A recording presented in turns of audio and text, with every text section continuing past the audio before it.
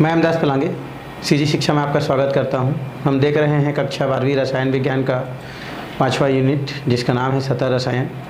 इससे पहले वाला जो क्लास था उसमें हमने पूरा जो अधिशोषण से रिलेटेड जो भी टॉपिक था वो हम लोग पूरा कर लिया है। आज हम जो है अगला जो सतह रसायन का जो सेकंड टॉपिक है उत्प्रेरण, उसके बारे में हम लोग क्या करने वाले हैं, जानने वाले हैं। तो ये हमारा टॉपिक है भाई उत्प्रेरण।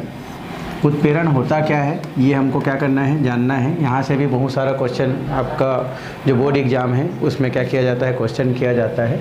तो उत्प्रेरण होता क्या है? उत्प्रेरण रियल में क्या है, प्रक्रिया है। ठीक है, एक क्या है हमारा प्रक्रिया है जिसे हम लोग उत्प्रेरण के नाम से जानते हैं। एक साइंटिस्ट है हमारा बर्जीलियस, है ना, बर्जीलियस। तो ये जो बर्जीलियस नाम का साइंटिस्ट था, जिन्होंने सबसे पहले 1835 में ये बताया कि कुछ पदार्थ ऐसे होते हैं जो रासायनिक अभिक्रिया में बिना शामिल हुए, बिना पार्टिसिपेट किए अभिक्रिया की दर को क्या कर देते हैं, बढ़ा देते हैं या क्या कर देते हैं, घटा देते हैं। तो ऐसे जो पदार्थ होते हैं उन पदार्थों को उत्प्रेरक, और इस प्रक्रिया को हम क्या कहते हैं, उत्प्रेरण के नाम से क्या करते हैं, जानते हैं। तो कौन बताया भाई?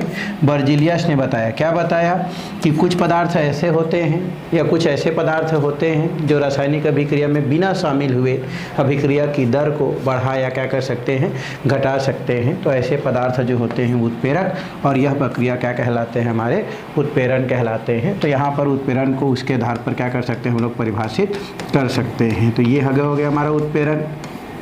तो हम लोग बोल सकते हैं बर्जीलियस है ना, बर्जीलियस ने सन 1835 में बताया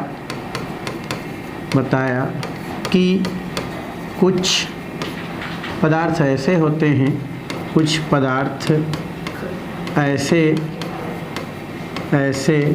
होते हैं, कुछ पदार्थ ऐसे होते हैं जो अभिक्रिया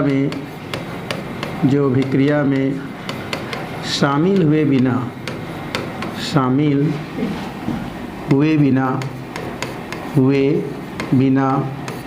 अभिक्रिया की दर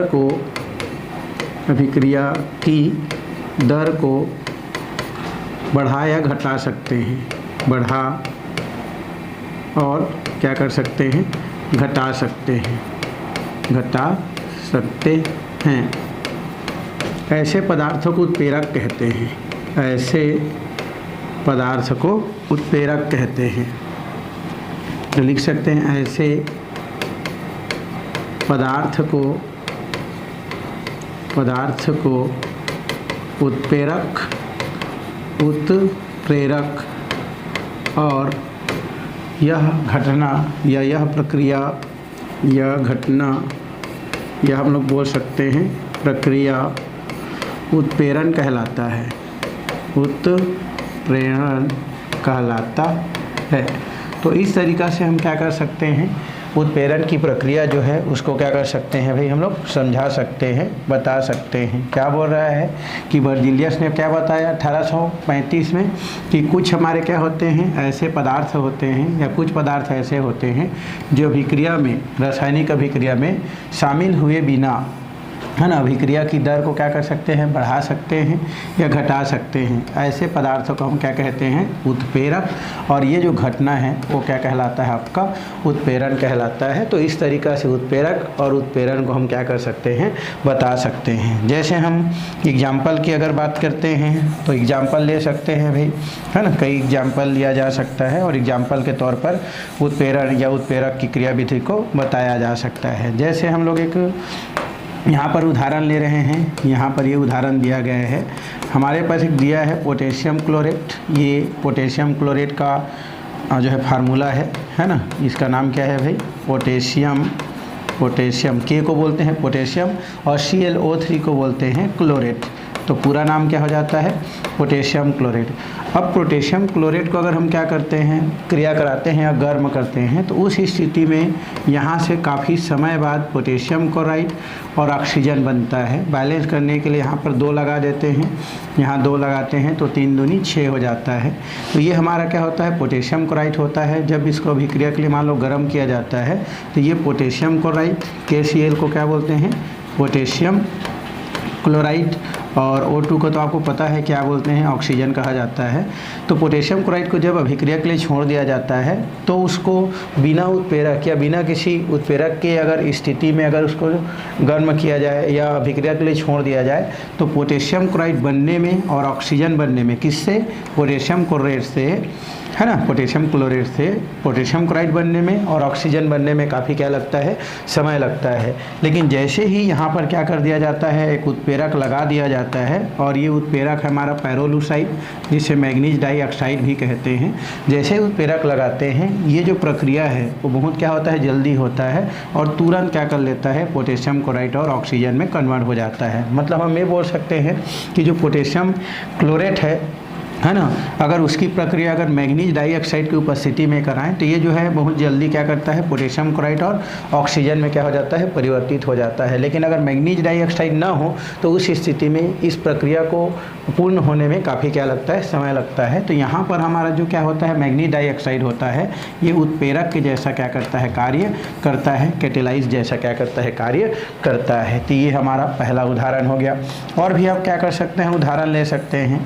जैसे हमारे पास दिया है दूसरा उदाहरण, वो दिया है H2O2, इसको हाइड्रोजन पेरोक्साइड बोलते हैं भाई। H2O2 को क्या बोलते हैं हम लोग, हाइड्रोजन पेरोक्साइड कहा जाता है ना। ये आपका दुकान में मिलता है, मेडिकल में आप जाके बोलना हाइड्रोजन पानी दीजिए बोल के, तो वहाँ पर आपको हाइड्रोजन पेरोक्साइड मिल जाता है, ठीक है। जिसको कुछ कान वान में खराबियाँ हैं तो डाल के क्या किया जाता है, साफ़ किया जाता है।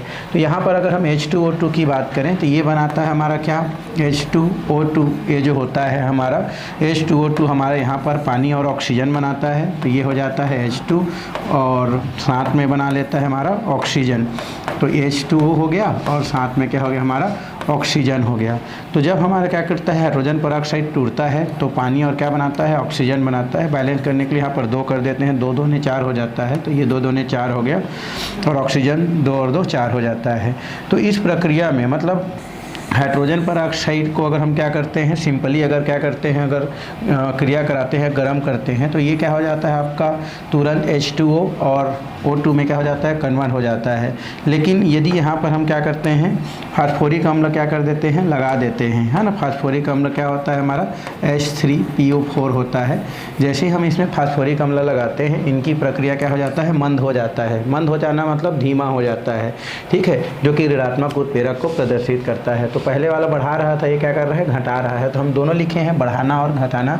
तो ये जो प्रक्रिया है, अगर फास्फोरिक अम्ल ना हो, फास्फोरिक अम्ल अगर ना हो तो उस स्थिति में H2O2 से पानी और ऑक्सीजन बनना क्या होता है, बहुत जल्दी होता है। लेकिन जैसे ही फास्फोरिक अम्ल क्या कर दिया जाता है, यहाँ पर लगा दिया जाता है, ये जो क्रिया है मंद हो जाता है, मतलब धीमा हो जाता है। तो इस तरीक़ा से जो उत्प्रेरण है या उत्प्रेरक है उसको क्या किया जा सकता है, समझाया जा सकता है, पढ़ा जा सकता है। और यहाँ से क्वेश्चन आपको क्या कर सकता है, पूछ सकता है। चलिए अब हम जो है आगे उत्प्रेरक के और क्या क्या हमारे लक्षण हैं, क्या क्या विशेषता है, गुण है, वो हम क्या करने वाले हैं, आगे देखने वाले हैं। तो हमारा जो नेक्स्ट टॉपिक है वो है हमारा उत्प्रेरण की जो भी क्या होती है गुण है, उनको हम लोग क्या करने वाले हैं, देखने वाले हैं। तो ये यहाँ पर दिया है उत्प्रेरकों के गुण या उत्प्रेरण के जो गुण होता है, ये हम लोग क्या करेंगे, देखेंगे। ये भी कभी कभी क्वेश्चन कर देता है ना, तो इसको हमको देखना है। पहली चीज़ तो परिभाषा से लिया गया है कि भाई हम जानते हैं कि जो उत्प्रेरक वे पदार्थ होते हैं जो बिना रासायनिक अभिक्रिया में शामिल हुए बिना क्या कर देता है, जो भी अभिक्रिया की दर को बढ़ा या क्या कर देता है, घटा देता है।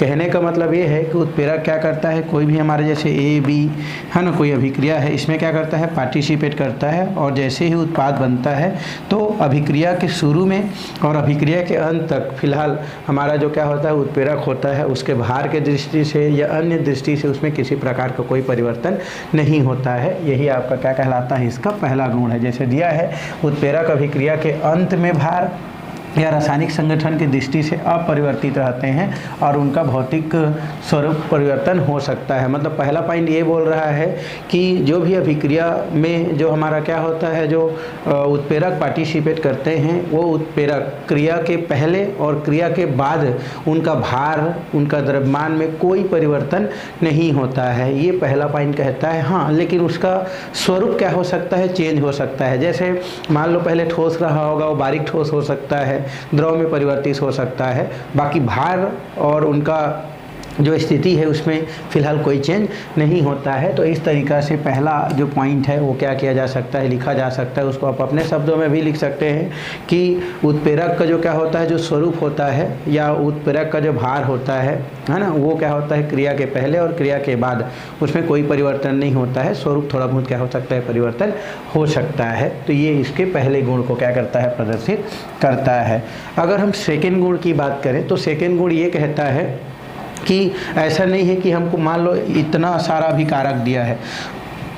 अभिकारक क्या होता है, अभी क्रिया में भाग लेने वाले को क्या बोलते हैं हम लोग, अभिकारक बोलते हैं। ठीक है, तो अभिकारक मान लो ज़्यादा है, ज़्यादा मात्रा में है, तो ऐसा नहीं कि इतने सारे अभिकारक हैं और उसको क्रिया करा के उत्पाद बनाना है तो हमको उतने ही सारे जो है आपको उत्प्रेरक की आवश्यकता होता है। ऐसा नहीं है, कितना बड़ा भी अभिक्रिया क्यों ना हो, उसको क्या करने के लिए, उत्पाद में बदलने के लिए थोड़ा सा आपका उत्प्रेरक ही क्या होता है, आपका काफ़ी होता है। मतलब हम ये बोल सकते हैं कि उत्प्रेरक की सूक्ष्म मात्रा ही क्या कर सकता है, किसी भी अभिक्रिया को क्या कर सकता है, उत्प्रेरित कर सकता है और उस अभिकारक उत्पाद में क्या कर सकता है, परिवर्तित कर सकता है। तो आप इस सेकेंड पॉइंट लिख सकते हैं अपने हिसाब से, बेशक हम लोग यहाँ पर लिख दिए हैं, है ना, लेकिन आप अपने हिसाब से लिख सकते हैं कि उत्प्रेरक की सूक्ष्म जो मात्रा है, थोड़ी सी मात्रा होता है, वो क्या कर सकता है, किसी भी अभिक्रिया को उत्प्रेरित कर सकता है या उत्प्रेरित करता है। यही क्या दिया गया है आपका सेकेंड, जो हमारा जो उत्प्रेरक के गुण है उसमें क्या किया गया है, दिया गया है। तो ये सेकंड पॉइंट क्या होता है आपका, कंप्लीट होता है।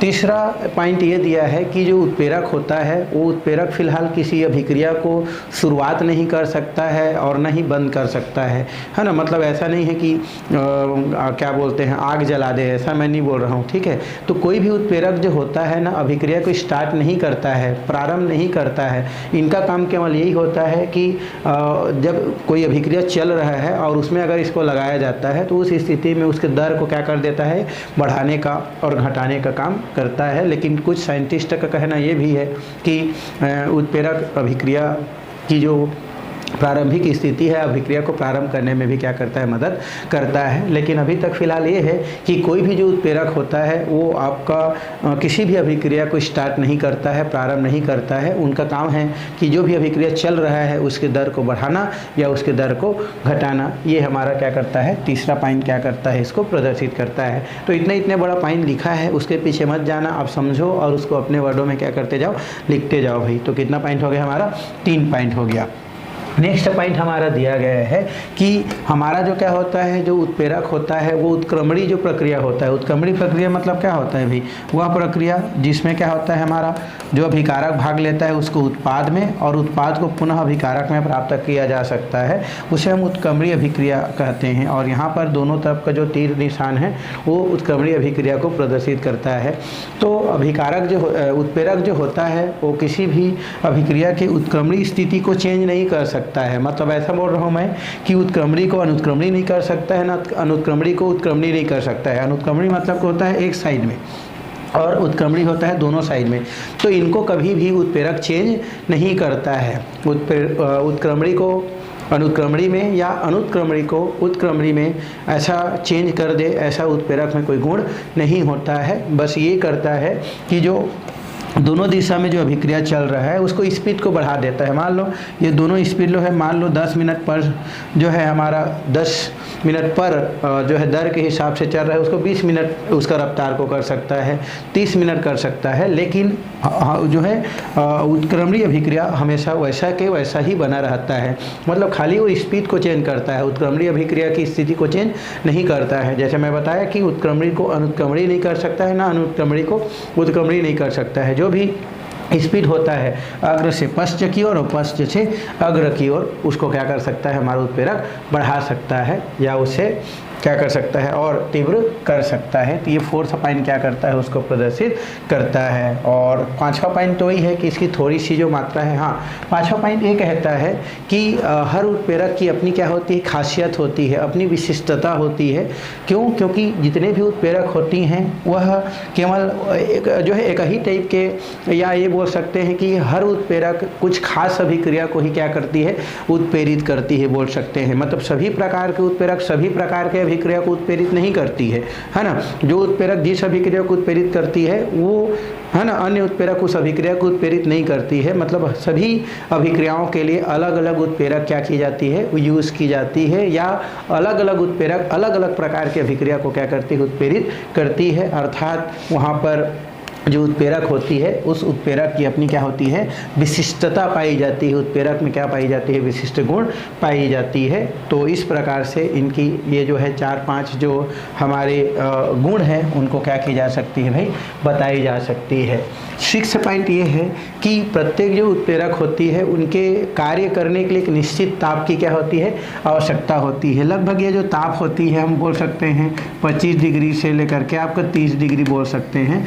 तो कोई भी जो उत्प्रेरक होती है वह उत्प्रेरक एक निश्चित ताप पर कार्य करती है भाई। जैसे आप बायोलॉजी के मैथ्स के छात्र हैं फिर भी पढ़े होंगे कि एक मनुष्य का सामान्य ताप जो है 37 डिग्री सेंटीग्रेड होती है ना। कितना होती है हमारे बॉडी का जो क्या होता है, जो टेम्परेचर होती है, ताप जो होती है वो 37 डिग्री सेंटीग्रेड होती है। और उस ताप से अगर हमारे शरीर का ताप ज़्यादा हो जाती है तो उस स्थिति में क्या होती है, बुखार की स्थिति निर्मित होती है। और अगर 37 डिग्री से क्या हो जाती है, कम हो जाती है, तो फिर एक आजार की स्थिति क्या करती है, ठंडकता की स्थिति क्या होती है आपकी, निर्मित होती है। मतलब हमारा बॉडी जो है एक निश्चित टेम्परेचर पर क्या करती है, कार्य करती है 37 डिग्री सेंटीग्रेड ताप पर, है ना। और उस ताप से कम ज़्यादा हो जाने पर फिर हमारा बॉडी में कई प्रकार के फिर थोड़ा विकृतियां है ना आना स्टार्ट हो जाती है। तो वैसे ही कोई भी जो उत्प्रेरक होती है उनका भी कार्य करने के लिए एक निश्चित टेम्परेचर की क्या होती है, आवश्यकता होती है। और उस टेम्परेचर जिसे अनुकूल टेम्परेचर के नाम से जानी जाती है, अनुकूल ताप के नाम से जानी जाती है, उसी ताप पर ही जो है उत्प्रेरक अच्छे से क्या करती हैं, कार्य करती हैं। और उस ताप में कम ज़्यादा हो जाए तो उस स्थिति में उनकी जो क्रिया करने की जो दर है वो क्या हो जाती है, कम और ज़्यादा हो जाती है। तो इस तरीक़ा से इसको क्या की जा सकती है, हमारा जो 6 पॉइंट है उसको क्या की जा सकती है, समझाई जा सकती है। अब पूछता है तो सभी को नहीं लिखना है भाई, आपको जो जो अच्छा लग रहा है उसको आपको क्या करना है, लिखना है। नेक्स्ट नंबर जो दिया है हमारा 7 पॉइंट, वो दिया गया है कि जो उत्प्रेरक होती है उस उत्प्रेरक की अगर हम बात करें तो उत्प्रेरक अगर ठोस अवस्था में है, ठीक है, तो ठोस अवस्था में वो उतना ज़्यादा क्या होती है, एक असरकारी नहीं होती है जितना क्या होती है वो बारीक चूर्ण की अवस्था में होती है। बारीक जो क्या होती है हमारी चूर्ण अवस्था में हमारा कोई भी उत्प्रेरक जो है ज़्यादा क्या होती है, प्रभावकारी होती है। क्यों? क्योंकि बारीक अवस्था में जो उत्प्रेरक होती हैं उस उत्प्रेरक के सतह जो होती है वो क्या हो जाती है, आपकी बढ़ जाती है। और सतह बढ़ जाने के कारण जो है उनमें कार्य करने की जो क्षमता है ना, या किसी भी अभिक्रिया को कराने की जो क्षमता है वो क्या हो जाती है, आपकी बढ़ जाती है। मतलब हम ये बोल सकते हैं कि उत्प्रेरक जो होती है बारीक चूर्ण अवस्था में, बारीक अवस्था में ज़्यादा असरकारी होती है, ज़्यादा प्रभावकारी होती है। और उस स्थिति में वो जो होती है वो अभिक्रिया की दर को क्या करती है, बहुत ज़्यादा जो है तीव्र गति से कर सकती है। तो इस तरीक़ा से 4, 5, 6 जो भी हमारे उत्प्रेरक के जो गुण होती है वो गुण इस प्रकार से क्या की जा सकती है, लिखी जा सकती है। अब ये नहीं है कि आपको जो है 2-2, 3-3 लाइन में यहाँ पर बताया जा रहा है तो आप 2-2, 3-3 लाइन लिख के आ रहे हैं, नहीं, ऐसा नहीं है। जो आप समझें उन चीज़ को क्या कर सकते हैं, आप कर सकते हैं। जैसे आप बोल सकते हैं कि कोई भी जो उत्प्रेरक होती है उसकी अपनी क्या होती है, विशिष्टता होती है। कोई भी उत्प्रेरक किसी विशेष प्रकार की अभिक्रिया को ही उत्प्रेरित करती है, काम खत्म हो गया इतना में, ठीक है। या ये बोल सकते हैं कि कोई भी उत्प्रेरक एक विशिष्ट ताप पर ही कार्य करती है, ये पॉइंट भी खत्म हो गया। तो ऐसे आपको लिख के आना है, ठीक है ना, कि इतना बड़ा बड़ा लिखना है भाई, ये तो आपको समझाने के लिए था। तो ये हो गया आपका उत्प्रेरक के गुण। और इससे पहले हम लोग क्या पढ़े हैं, उत्प्रेरक के परिभाषा या उत्प्रेरक क्या है, उत्प्रेरण क्या है, ये हम लोग देख चुके। और साथ में जो है हमने इसके क्या गुण होते हैं उसको भी देख लिए भाई। चलिए अब हम थोड़ा सा इसके प्रकार की ओर चलते हैं, है ना। आगे उत्प्रेरक के हम क्या देखते हैं, प्रकार देखते हैं, वर्गीकरण देखते हैं। तो चलिए नेक्स्ट हमारा पॉइंट दिया है, वो दिया है हमारा उत्प्रेरक का वर्गीकरण। उत्प्रेरक क्या है मैं आपको बता दिया, अब उसको जो है कई भागों में क्या किया गया है, वर्गीकृत किया गया है। लगभग 5, 6, 7 भाग है, उनको हमको क्या करना है, जानना है। तो उत्प्रेरक का वर्गीकरण में पहला उत्प्रेरक यहाँ पर दिया गया है, वो दिया है हमारा धनात्मक उत्प्रेरक। क्या दिया है हमारा, ये धनात्मक उत्प्रेरक दिया है। धनात्मक बोल रहा है कि मैं जो भी करूँगा प्लस ही करूँगा, है ना, वो धनात्मक बोल रहा है। तो धनात्मक उत्प्रेरक क्या होता है, तो धनात्मक उत्प्रेरक वह उत्प्रेरक है जो अभिक्रिया की दर को क्या करता है, बढ़ाता है। वो क्या कहलाता है, धनात्मक उत्प्रेरक कहलाता है। तो लिख सकते हैं कि वह उत्प्रेरक जो अभिक्रिया की दर को, अभिक्रिया की किसको भाई, हमारा दर को क्या करता है, बढ़ाता है। क्या कहलाता है हमारा, धनात्मक उत्प्रेरक कहलाता है। धनात्मक उत्प्रेरक कहलाता है, उत्प्रेरक कहलाता है। ठीक है, तो ये हम लोग सिंपल बोल सकते हैं कि वह उत्प्रेरक जो अपने उपस्थिति से अभिक्रिया की दर को क्या कर देता है, बढ़ा देता है, वही क्या कहलाता है, धनात्मक उत्प्रेरक कहलाता है। जैसे उदाहरण के लिए हम लोग पहले भी क्या कर चुके हैं, देख चुके हैं। पहला जैसे इसमें उदाहरण देखते हैं, हम पहले वाला को ही देख देते हैं। जैसे पोटेशियम क्या लिए थे हम लोग, क्लोरेट लिए थे, KCl3, ये जो लिए थे हम लोग KClO3, और ये किसकी उपस्थिति में था भाई, हमारा मैग्नीज डाइऑक्साइड की उपस्थिति में था। तो उस स्थिति में पोटेशियम क्लोराइड और ऑक्सीजन जो है तुरंत बन जाता है। ठीक है, तो यहाँ पर मैग्नीज जो डाइऑक्साइड होता है वो धनात्मक उत्प्रेरक के जैसा क्या करता है, व्यवहार करता है। बैलेंस करने के लिए यहाँ पर 2 लगा दिया जाता है और यहाँ पर 3 लगा दिया जाता है। तो ये जो मैग्नीज डाइऑक्साइड होता है, क्योंकि ये अभिक्रिया की दर को क्या कर रहा है, बढ़ा रहा है, इसलिए कौन सा उत्प्रेरक होता है भाई, ये धनात्मक उत्प्रेरक को क्या करता है, प्रदर्शित करता है, या इनकी उपस्थिति में अभिक्रिया तीव्र गति से होता है। अतः मैग्नीज यहाँ पर डाइऑक्साइड होता है, वो धनात्मक उत्प्रेरक होता है। सेकेंड अगर हम बात करें तो सेकेंड हम लोग क्या कर सकते हैं, बात कर सकते हैं। जैसे यहाँ पर दिया है N2 प्लस क्या दिया है, 3H2, और इक्वल टू, ये रिवर्सिबल होता है, ये अमोनिया बनता है। आगे आप P ब्लॉक में इसको पढ़ेंगे। तो यहाँ पर क्या होता है, एक आयरन हमारा क्या होता है, तत्व होता है, और इस आयरन की उपस्थिति में हमारा N2 और 3H2 आपस में क्रिया करके तीव्र गति से क्या करता है, अमोनिया का क्या करता है, निर्माण करता है। तो यहाँ पर भी जो आयरन है वो आपका धनात्मक उत्प्रेरक के जैसा क्या करता है, आपका व्यवहार करता है। तो इस तरीक़ा से धनात्मक उत्प्रेरक को क्या किया जा सकता है, बताया जा सकता है। यदि आपसे क्वेश्चन करता है कि धनात्मक उत्प्रेरक किसे कहते हैं, तो बता सकते हैं कि धनात्मक उत्प्रेरक वह उत्प्रेरक होता है जो अपने उपस्थिति से अभिक्रिया की दर को क्या करता है, बढ़ा देता है, वही धनात्मक उत्प्रेरक कहलाता है। और उदाहरण आपको देना ही है भाई, है ना। जैसे पोटेशियम क्लोरेट है जो कि पोटेशियम क्लोराइड और ऑक्सीजन बनाता है, लेकिन अगर ये बिना उत्प्रेरक की उपस्थिति में कराया जाए तो इस अभिक्रिया को पूर्ण होने में काफ़ी समय लगता है। लेकिन जैसे ही मैग्नीज डाइऑक्साइड की उपस्थिति में कराया जाता है, ये अभिक्रिया पहले से थोड़ा जल्दी हो जाता है। तो वहाँ पर मैग्नीज डाइऑक्साइड जो है धनात्मक उत्प्रेरक के जैसा व्यवहार करता है। और दूसरा है नाइट्रोजन और हाइड्रोजन को आपस में क्रिया करके जब अमोनिया बनाया जाता है तो ये बिना उत्प्रेरक की उपस्थिति में काफ़ी समय में बनता है। लेकिन जैसे ही आयरन उत्प्रेरक यहाँ पर क्या कर दिया जाता है, लगा दिया जाता है, वैसे ही ये क्या करता है, आपका अभिक्रिया जल्दी पूर्ण हो जाता है। तो आयरन यहाँ पर धनात्मक उत्प्रेरक के जैसा व्यवहार करता है। चलिए हम नेक्स्ट उत्प्रेरक की ओर चलते हैं, और वो हमारा दिया है ऋणात्मक उत्प्रेरक। और ये देखते हैं हम लोग ऋणात्मक उत्प्रेरक क्या है। ऋणात्मक जो उत्प्रेरक है, ये नाम से स्पष्ट है, मैं किसी भी अभिक्रिया की दर को क्या कर देता हूँ, बोल रहा है कम कर देता हूँ, है ना। ये इनका काम है, कम करना, है ना। तो वह उत्प्रेरक जो अपनी उपस्थिति से, जो अपनी, है ना, उपस्थिति से, जो अपनी क्या होता है हमारा, उपस्थिति से बोल सकते हैं, उपस्थिति से किसी अभिक्रिया की दर को क्या कर देता है भाई, घटा देता है, कि दर को क्या कर देता है, घटा देता है। क्या कहलाता है हमारा, ये ऋणात्मक उत्प्रेरक कहलाता है। तो वह उत्प्रेरक जो अपनी उपस्थिति से किसी अभिक्रिया की दर को क्या कर देता है, घटा देता है, ये ऋणात्मक उत्प्रेरक कहलाता है। ऋणात्मक उत्प्रेरक कहलाता है। तो इस तरीक़ा से हम ऋणात्मक उत्प्रेरक को भी क्या कर सकते हैं, परिभाषा लिख सकते हैं कि वह अभिक्रिया जो अभिक्रिया की दर को क्या करता है, घटा देता है, वही आपका क्या कहलाता है, ऋणात्मक उत्प्रेरक कहलाता है। और ऋणात्मक उत्प्रेरक का उदाहरण उतना समय हम लोग क्या किए हैं भाई, देखे हैं, जो कि अपनी उपस्थिति के कारण क्या कर देता है, दर को घटा देता है। जैसे हमारा H2O2 जिसे हाइड्रोजन पेरोक्साइड बोलते हैं, तो ये H2O2 जो होता है, ये इसका जो दर होता है वो फास्फोरिक अम्ल की उपस्थिति में इसका H2 और O2 का जो बनना होता है वो क्या हो जाता है, आपका धीमा हो जाता है। तो यहाँ पर हमारा जो फास्फोरिक अम्ल होता है, ये फास्फोरिक अम्ल किसके जैसा बिहेव करता है भाई, हमारा ये फास्फोरिक अम्ल जो होता है ये ऋणात्मक उत्प्रेरक के जैसा क्या करता है, बिहेव करता है। इसका नाम क्या है भाई, फास्फोरिक अम्ल।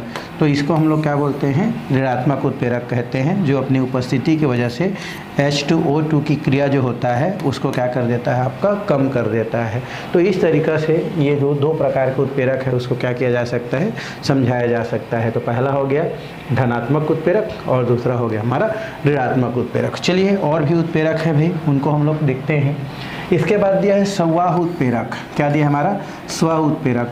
स्व उत्प्रेरक क्या होता है, तो स्व उत्प्रेरक वह उत्प्रेरक होता है यदि कोई अभिक्रिया होता है और उस अभिक्रिया के दौरान जो उत्पाद बनता है और उस उत्पाद में से ही कोई अगर उत्प्रेरक के जैसा क्या करता है, व्यवहार करता है, तो उसे हम क्या कहते हैं, स्व उत्प्रेरक कहते हैं। मतलब अभिक्रिया के बाद बना हुआ उत्पाद यदि क्या करे, उत्प्रेरक के जैसा व्यवहार करे, तो उसे हम स्व उत्प्रेरक कहते हैं। मतलब बोल सकते हैं कि वह है ना, रासायनिक अभिक्रिया जब रासायनिक अभिक्रिया से बना उत्पाद यदि है ना उत्प्रेरक के जैसा क्या करे भाई, व्यवहार करे तो उसे क्या बोलते हैं, स्व उत्प्रेरक कहते हैं। स्व उत्प्रेरक कहते हैं। तो इस प्रकार से हम क्या कर सकते हैं, स्व उत्प्रेरक को बता सकते हैं कि जब रासायनिक अभिक्रिया से बना कोई उत्पाद किसके जैसा व्यवहार करता है, उत्प्रेरक के जैसा क्या करता है, अगर व्यवहार करता है, तो उस स्थिति में हम उसको क्या बोलते हैं भाई, स्व उत्प्रेरक के नाम से जानते हैं। उसको उदाहरण से समझते हैं कि क्या कह रहा है, किस प्रकार से कह रहा है। तो चलिए हम उदाहरण के पास चलते हैं तो और आपको ज़्यादा अच्छा समझ में आएगा। ये है उदाहरण, और उदाहरण में हम लोग ले लेते हैं, क्या लेते हैं भाई, C2H5 और ले लेता हूँ मैं C2H5 हो गया, COO और ये हो गया C2H5। ये हम लोग ले लिए 2 ठो एथिल एसीटेट प्रोपरेट लिए हैं हम लोग। तो ये हम लोग क्या कर लिए, इसको ले लिए। तो ये क्या लिखे थे हम लोग, C2H5 COO और ये दिया है C2H5, और इसको हम पानी के साथ क्या करते हैं, क्रिया कराते हैं।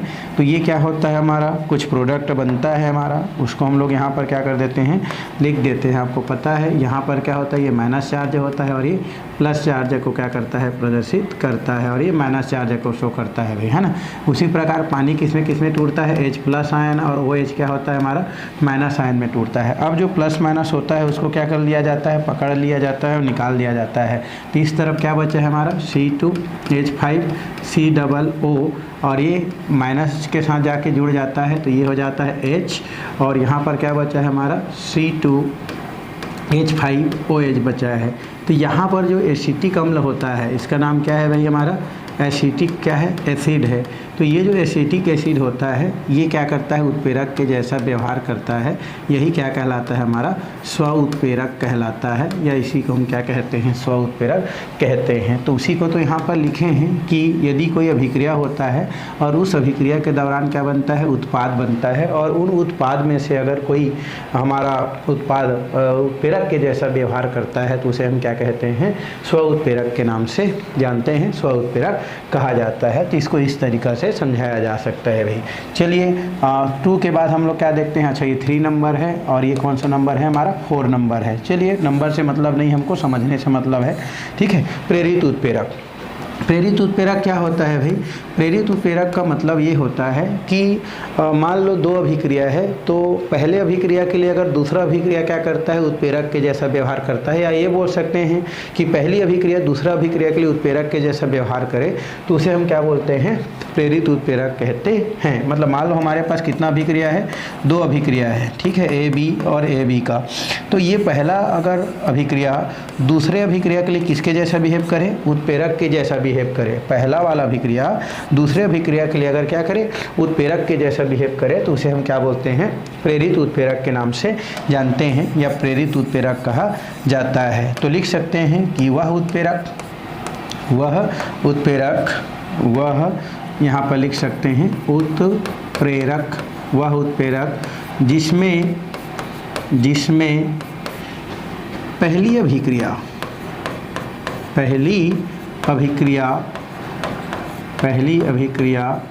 है ना, दूसरी अभिक्रिया के लिए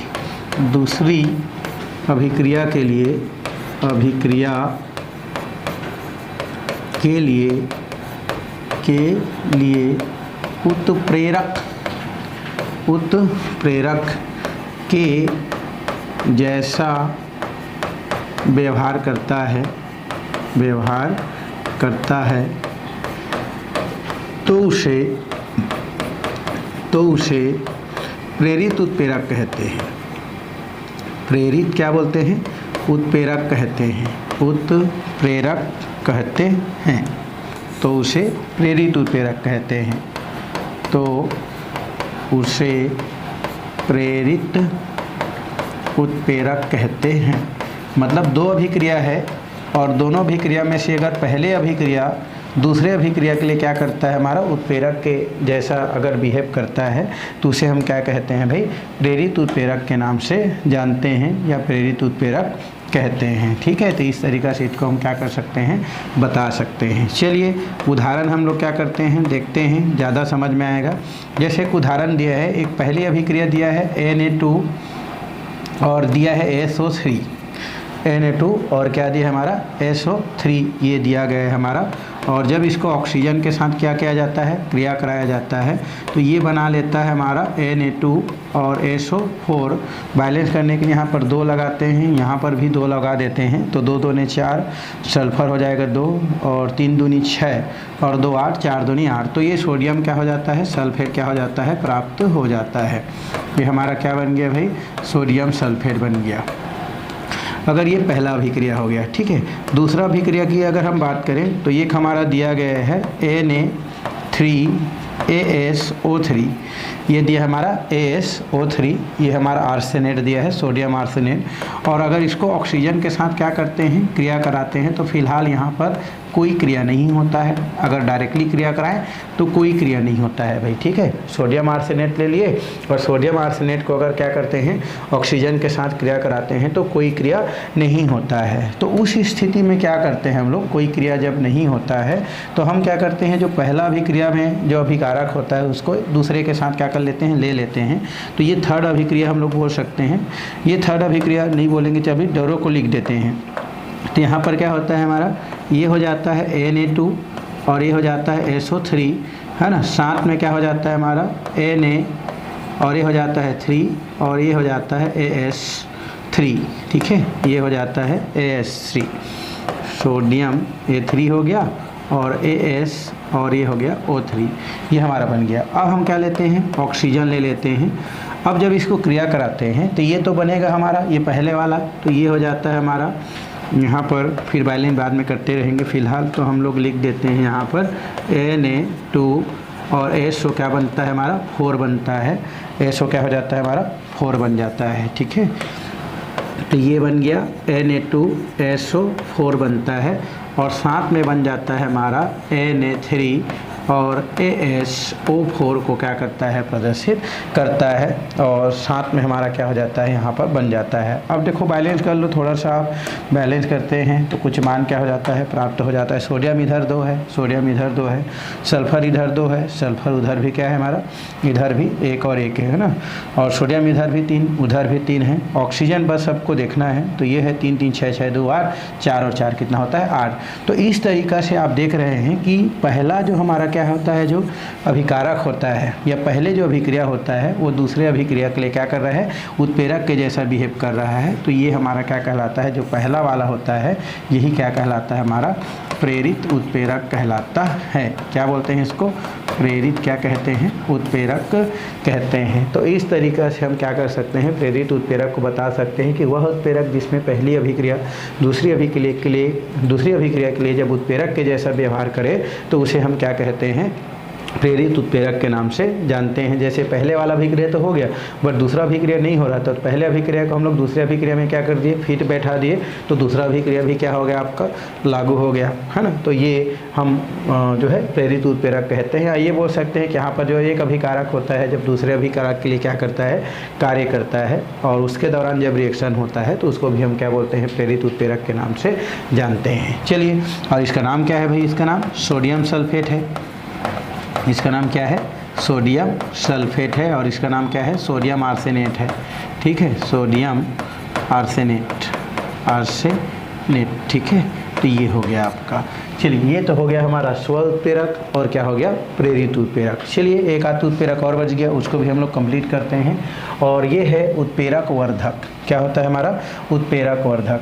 उत्प्रेरक वर्धक होता क्या है भाई, उत्प्रेरक वर्धक ये होता है कि अगर कोई जो है क्या बोल रहा है, उत्प्रेरक है और वो कार्य नहीं कर रहा है तो उसको कार्य के लिए उत्साहित करने वाला जो हमारा क्या होता है, जो अन्य हमारा जो तत्व या उत्प्रेरक होता है उसको उत्प्रेरक वर्धक कहते हैं। मतलब ये बोल सकते हैं कि उत्प्रेरक वर्धक वे होते हैं जो अपने उपस्थिति से उत्प्रेरक की सक्रियता को क्या कर देते हैं, बढ़ा देते हैं, है ना।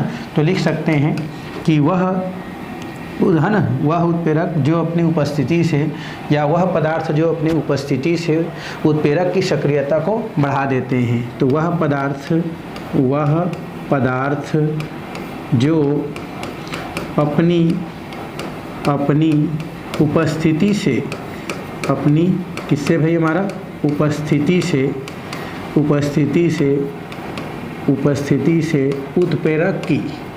उत्प्रेरक की सक्रियता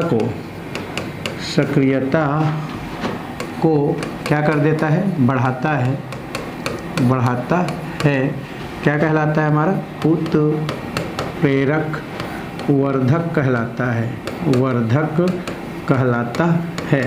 तो उत्प्रेरक वर्धक वे होते हैं जो अपनी उपस्थिति से उत्प्रेरक की सक्रियता को क्या करता है, बढ़ाता है। कहने का मतलब ये है कि जैसे अगर हम कोई कार्य को कंसंट्रेट नहीं कर पा रहे हैं, हम कोई कार्य को कर नहीं पा रहे हैं, तो सामने वाला आदमी जब हमको बोलता है कि नहीं तुम ये काम कर सकता है ना, तुम बिल्कुल इसको कर सकता है, तो हमारे लिए वो जो आदमी है वो क्या कहलाता है, हमारा उत्प्रेरक वर्धक कहलाता है। तो वैसे ही रसायन में भी होता है कि कुछ पदार्थ अभिक्रिया में पार्टिसिपेट करता है और वो पदार्थ उत्प्रेरक की जो क्रियाशीलता जो कम हो रहा है उसको बढ़ाने का काम करता है, तो वही क्या कहलाता है, हमारा उत्प्रेरक वर्धक कहलाता है। जैसे उदाहरण के लिए हम इसमें देखें तो फिर से पहले वाला जो उदाहरण है उसको यहाँ पर क्या किया जा सकता है, लिखा जा सकता है। कौन सा उदाहरण था भाई हमारा, ये था हमारा N2 और क्या था हमारा 3H2 रिवर्सिबल, और यहाँ पर था 2NH3 अमोनिया बन रहा है, इसको हम लोग क्या बोलते हैं, अमोनिया कहते हैं। ठीक है, और इसको तो आप जानते हो। उस समय हम लोग लिए थे आयरन, ये आयरन क्या है हमारा, उत्प्रेरक है। आयरन हमारा क्या है भाई, उत्प्रेरक है। लेकिन यहीं पर होता है एक मोलिब्डेनम। क्या होता है हमारा, ये मोलिब्डेनम, ये हमारा एक तत्व होता है, तत्व है हमारा मोलिब्डेनम। तो इसको हमको देखना है, तो मोलिब्डेनम एक क्या है, तत्व है। तो ये हमारा क्या होता है, यही होता है उत्प्रेरक वर्धक। उत्प्रेरक क्या कहलाता है, हमारे वर्धक होता है। और ये उत्प्रेरक जो वर्धक होता है वो आयरन की सक्रियता को क्या करता है, बढ़ाने का काम करता है। तो मोलिब्डेनम कैसा होता है, उत्प्रेरक वर्धक को प्रदर्शित करता है। तो इस प्रकार से उत्प्रेरक वर्धक जो है उसको क्या किया जा सकता है, समझाया जा सकता है। ये जो भी नंबर है हमारा 5th नंबर बोल सकते हैं, तो ये हमारा उत्प्रेरक वर्धक होता है। तो उत्प्रेरक वर्धक वे पदार्थ होता है जो अपनी उपस्थिति से जो भी उत्प्रेरक होता है उनकी सक्रियता को क्या करता है, बढ़ाने का काम करता है, तो उत्प्रेरक वर्धक कहलाता है। ठीक है, चलिए ये हमारा एक नेक्स्ट नंबर हमारा दिया है 6वां नंबर, जिसे हम उत्प्रेरक क्या बोलते हैं, विष कहते हैं। और उत्प्रेरक विष क्या होता है, तो वे उत्प्रेरक जो अपने उपस्थिति से है ना, किसी भी अभिक्रिया को क्या कर देता है, नष्ट कर देता है, वो आपका क्या कहलाता है, उत्प्रेरक विष कहलाता है, उत्प्रेरक विष कहते हैं, है ना। तो वह उत्प्रेरक जो अभिक्रिया, है ना, को क्या कर देता है, नष्ट कर देता है।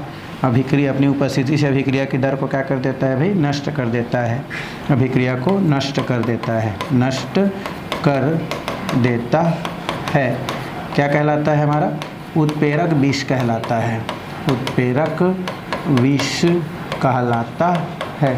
तो इस प्रकार से हम उत्प्रेरक विष क्या कर सकते हैं, बता सकते हैं कि वह उत्प्रेरक जो अभिक्रिया को क्या कर देता है, नष्ट कर देता है, उत्प्रेरक विष कहलाता है, या उसकी सक्रियता कम कर देता है, नष्ट कर देता है बोलेंगे तो ज़्यादा अच्छा है, वही हमारा क्या कहलाता है, उत्प्रेरक विष। जैसे उदाहरण के लिए हम लोग बात करें तो हमारा एक बोल सकते हैं संपर्क कक्ष विधि होता है सल्फ्यूरिक अम्ल का, हम पी ब्लॉक में पढ़ेंगे। तो इसमें क्या होता है, हमारा SO2 होता है और ये ऑक्सीजन के साथ क्या करता है, हमारा प्लेटिनम की उपस्थिति में क्या करता है, क्रिया करता है। प्लेटिनम उत्प्रेरक है भाई, ठीक है, प्लेटिनम क्या है हमारा, उत्प्रेरक है, PT जिसको लिखते हैं। तो इसकी उपस्थिति में ये बनाता है हमारा SO3, बैलेंस करने के लिए यहाँ 2 लगा देते हैं, तो 2 2 4 ये 2 हो जाता है, तो 3 दूनी 6 हो जाता है। सल्फर डाइऑक्साइड है, सल्फर ट्राइऑक्साइड है। यहाँ पर एक उत्प्रेरक आ जाता है आर्सेनिक सल्फाइड, कौन सा हमारा, आर्सेनिक सल्फाइड, इसको लिखते हैं AS2S3, ठीक है। आर्सेनिक सल्फाइड को किसे लिखते हैं भाई, AS2, है ना, S3।